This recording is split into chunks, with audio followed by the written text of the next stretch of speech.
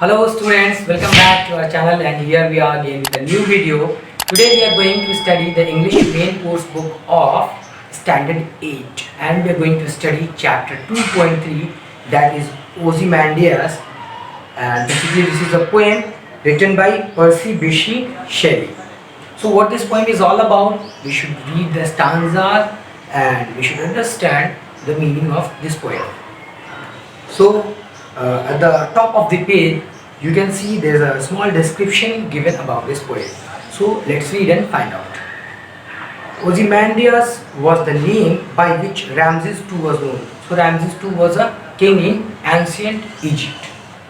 He was a pharaoh. Pharaoh is a Egyptian word that means king. In ordinary we call king, but in Egyptian culture it was called pharaoh, that means king. Famous for the architectural structures he erected during his rule. Shelley here uses Ozymandias to show that nothing lasts in the face of time and nature, however proud or great a person may be. Perhaps it is only art that has the power to last and move generations. So here the poet wants to highlight that nothing is forever except art and culture. Only condition is that if the people will preserve, then only it will prevail, it will last longer. So actually this poem is based on Ramses II, who was the king in ancient Egypt. So now we are going to read the poem. I met a traveller from an antique land who said, two vast and trunkless legs of stone stand in the desert, near them on the sand. Half sunk, a shattered visage lies whose frown. Here the word shattered visage is considered to be difficult for children, and the meaning of this word is given at the bottom of the page, which means broken face. So the poet says, I met a traveller from very far land. That was the desert of ancient Egypt. That was the desert of Egypt.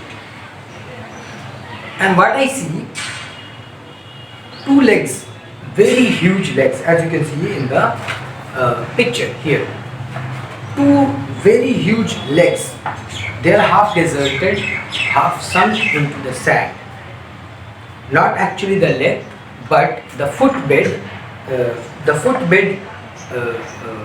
Below the foot, you can see it is half sunk into the desert. And nearby that, a broken face is falling on the desert. Here the face that has been broken from the statue and fallen on the ground.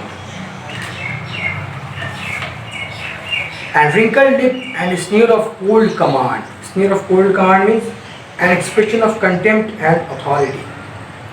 Till that its sculpture well those passion read, which yet survive, stamped on these lifeless things. The hand that mocked them and the heart that fed.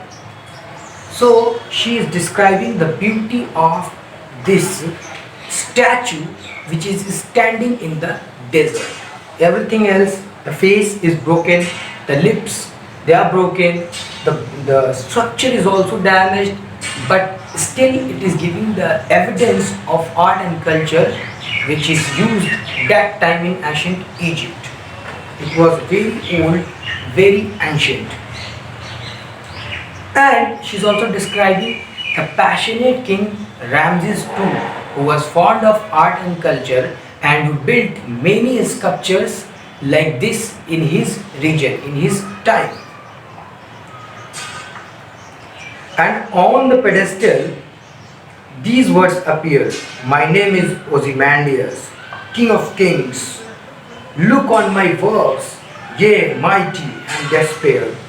Nothing beside remains, round and decay. Of that colossal wreck means huge, tremendous ruin.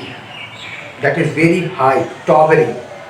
Boundless and bare, the lone and level sands stretch far away. So at the bottom of the pedestal, that means here something is written. What is written? I am the King of Kings. My name is Ozymandias.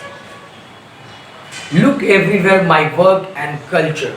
I have done, I have built many towering, many colossal walks. Now they are ruined by the time. Nothing remains forever. And he also says, I was mighty that time. I was the strongest, the bravest king of that time. But still, my name, my work, it has been forgotten by the passage of time. So nothing is forever. Nothing lasts forever. So this was the beautiful poem written by Percy Bysshe Shelley. So it gives us the message, the lesson that except our good work and good deeds, nothing remains forever. Even if you make greater statues, even if you make greater sculptures like King Ramses II, Ozymandias did, but by the passage of time, it will fall. But if you do something good to the society, to the people around you, it will last forever. Your name will be immortal. Whatever time will come, your name will be remembered. So this is the beautiful poem carrying a beautiful message in it. And I read the stanzas, I made you understand the meaning of this poem. Still, if you have any kind of doubt, any kind of question in your mind, you can write that in the comment box. And we will be back again with lots of videos. Please do not forget to subscribe our channel, like our videos and share our videos. Thank you very much for watching our videos. We will be back again. Till then, goodbye and stay tuned.